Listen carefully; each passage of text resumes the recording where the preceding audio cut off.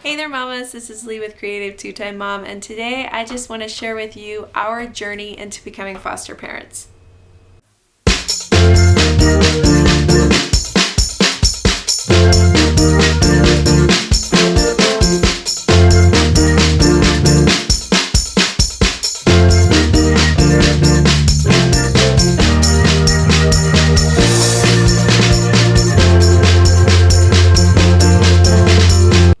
So back in the summer of 2010, we had two kids.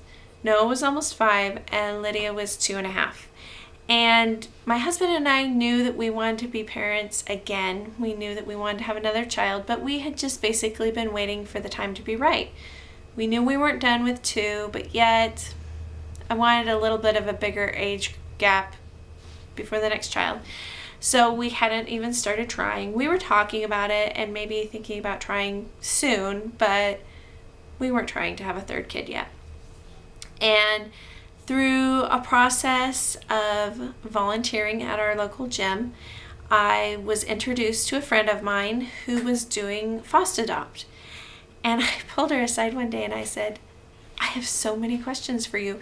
And not in the way that I was interested in becoming a foster parent, but I was just curious because foster care is so, it's just not talked about. There are very few people that do it. And unless you are in a community of people that are in foster care, it's kind of a mysterious, unknown world. And I wanted to know how she was doing it, how she was surviving what in my mind had to have been this very dark experience. And so we started talking, and she was really sharing with me a lot of the ins and outs of foster care, why she had gotten into it, they were hoping to adopt, what that process looked like, the timeline, that kind of thing. And I was just baffled by some of the information she was sharing with me because it dispelled a lot of the myths that I had in my head about how it actually worked. Yep. And so my husband and I were taking a drive out to my mom's one weekend, and I just started sharing with him what she had shared with me. And as we were talking, it was like a light bulb came on in my head. All of a sudden I looked at him and I said, do you think that this is something that we should do? And it was anything we'd ever talked about. In fact, it completely scared me out of my mind. And he just looked at me and he was like, yeah, I think it's something we need to at least look into. And so a couple minutes later, I looked back at him again and I said, I didn't bring up this conversation in any sort of manipulative way. I just want you to know that. And he said, okay, I didn't think that at all, but, yeah, I think we should really look into this. Hey, sweetie. So when we got back from visiting my mom, we called the county and just said, okay, what's some information you can share with us? I have no idea where to start with this. And they said, well, okay, there is an orientation meeting that you need to come to, and it starts to give some of those answers. It's a very preliminary 2-hour introductory, and then if you're interested, we take the next step. I said, okay, so we signed up for that. That was an evening. We had somebody watch the kids, and we went to that meeting. And I came away from that meeting with a lot of questions and a lot of fear. And my husband said, but is there anything that would keep you from doing this? Or are you just scared? I said, well, I'm scared, but it's a lot of scared. And he said, well, okay, we'll take the next step. Just because we're taking the next step doesn't mean that we're going to get a child. I said, okay. So the next step was to fill out a huge old packet of paperwork. They ask about your finances. They ask about your emotional and physical history. They ask about your family. They ask about your extended family, any kids that you have now. I mean, it's just everything. Nothing is sacred. People don't talk about finances, and there's pages and pages about your finances. Fingerprinting. We had to go through fingerprinting in that initial packet. And then we had to do a face-to-face interview, both of us, with a county worker. So that was the next step for us, and we did that. And she said, okay, if you want to proceed, your next step would be to take some training classes. Okay. I'm terrified. This is Christmas and the next set of classes start in January, and I'm terrified to take the next step. So again, we went through the whole process of, is there anything that we've seen so far that would keep us from taking a child? No. What's stopping us? Lots of fear. Lots of fear. Okay, then let's take the next step. We can always stop. If there's anything that's like a huge red flag that says you need to stop, we can always pull out later on. So we signed up for classes.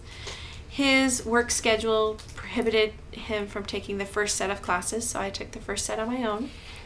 We lined up some babysitters. We had some families in our church that helped us out with Noah and Lydia. And once a week I would go to classes.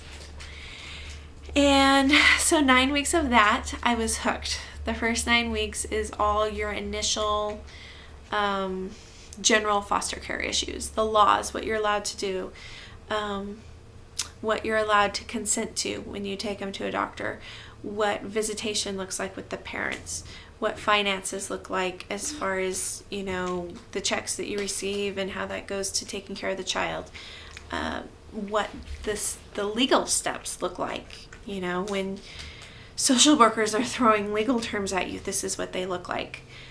This is how you document behavior, all kind of the general stuff. And after that 9 weeks, I was hooked. I knew that this is the direction we were headed in, and that this was the direction we needed to be headed in. Watch your feet. So we knew after that first 9 weeks. After that, his schedule changed, and we went to classes for another 12 weeks to take a child from 0 to 5. We wanted to keep birth order in our family, and our youngest was 3 at the time, so we knew we wanted a child younger than that, and you have to take a special set of classes for infants and toddlers.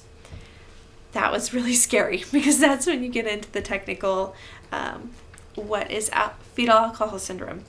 What do you do with an HIV baby? What do you do with a baby that comes home on medication? What do you do with a baby that comes home on a ventilator, like breathing stuff?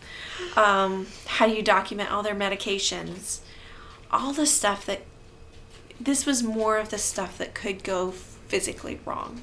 How do you deal with medically fragile children? And that was scary. That was tough. Those were classes that I basically sat in and prayed, Lord, protect these kids. Because not just my baby, but all these kids that are going to grow up in the system that already have things counted against them. Don't let them, if their mother's drinking, please don't let that affect their brain, because these kids already have so much to overcome, let alone if they have all these medical needs as well.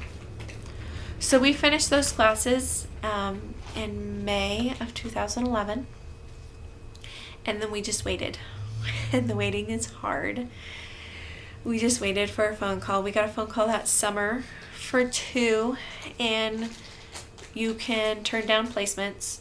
We turned down placement because I was afraid of taking on more than one. And there's a big need for taking on sibling sets, but I didn't feel like emotionally I would be capable of doing that. So we turned down that placement. And we waited. And we got a phone call for a short-term placement in October. And at the time, we had family staying with us because my uncle was in the hospital. So we couldn't take that placement because our family wasn't fingerprinted to take that. So we turned that one down. And then days before Christmas in 2011, we got a phone call for a placement for a little boy. He was 3 months old. And they wanted him moved quickly. I mean, it was days before Christmas, and they wanted him moved before Christmas time. So my husband and I were actually driving back into town from a funeral. His grandpa had died that weekend. We were driving back into town from his grandpa's funeral, and we got the phone call. And that was a Friday afternoon that we got the phone call. It was up and down. They wanted us to stay home with him. We had plans to visit family over the holidays because we had just dealt with 2 deaths in the family. And so they said, well, we'll wait till after Christmas. And then they called back again and said, no, we want to move him before Christmas. So December 20th, I get the phone call that I'm going to have him permanently on December 21st. And December 20th, I am running through Target, buying Christmas presents, pulling stuff out of the attic because I still had Noah's old clothes, pulling clothes out of the attic, pulling a swing out of the attic, pulling bouncers out of the attic, all this crazy stuff. And because we're getting a placement, and if you've never done foster care, you have to have all that stuff. You know, all of a sudden you have a baby in the house again, and you have about 24 hours to get ready. If you're lucky, you have 24 hours. So that was kind of how the journey of how we got our first placement. Now his journey and the time that he's been with us is this whole other story, but for us as foster parents, that was our just willingness to take one more step and one more step, and falling in love with these kids that really need a family. And you're trying to be family and not get too attached and root for their parents, and yet root for these kids, and the whole time your heart is just absolutely getting wrapped up in parenting this child. So that is our journey of how we actually became licensed to our first placement. My husband did go back and make up those first initial 9 weeks of classes that fall just before he was placed with us, and we've learned a lot. I've gotten a lot more wrinkles and a lot more gray hair throughout this process, but those are the sacrifices you make. So if you have any questions for us, leave them down below. Give this video a thumbs up, and if this is your first time checking out our channel, make sure you hit the subscribe button, and I can't wait to share this journey with you. Talk to you later, mamas.